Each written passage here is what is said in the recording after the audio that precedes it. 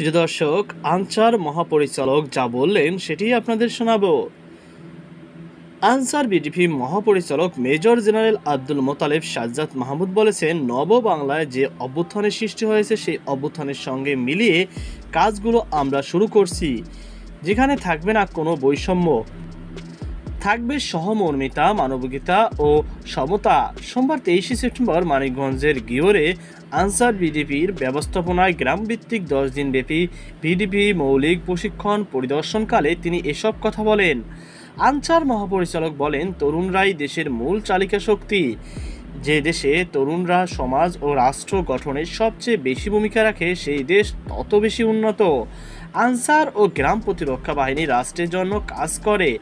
সেই কাঠামোর আন্ডারে যারা তরুণ আছেন তারা স্বেচ্ছাসেবী হিসাবে নিজেদেরকে গড়ে তুলেছেন।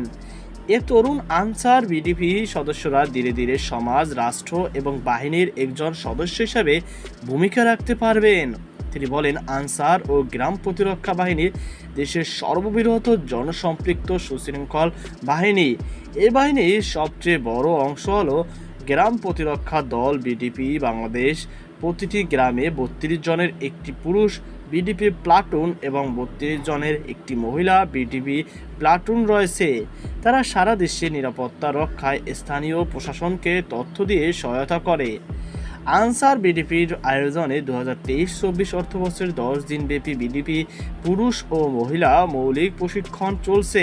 মানিকগঞ্জের গিউর গ্রামে প্রশিক্ষণে 29 জন পুরুষ এবং 30 জন মহিলা সহ সর্বমোট 59 জন প্রশিক্ষণার্থী অংশ নিয়েছেন।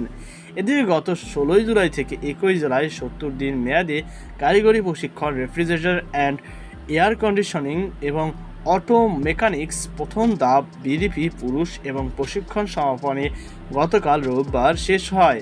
ওই অনুষ্ঠানে প্রধান অতিথি হিসাবে উপস্থিত ছিলেন বাহিনীর মহাপরিচালক মেজর জেনারেল আব্দুল মোতালেব সাজ্জাদ মাহমুদ। পরে অংশগ্রহণকারী প্রশিক্ষণার্থীদের মাঝে বাহিনীর পক্ষ থেকে পুরস্কার সামগ্রী ও সনদপত্র বিতরণ করেন তিনি।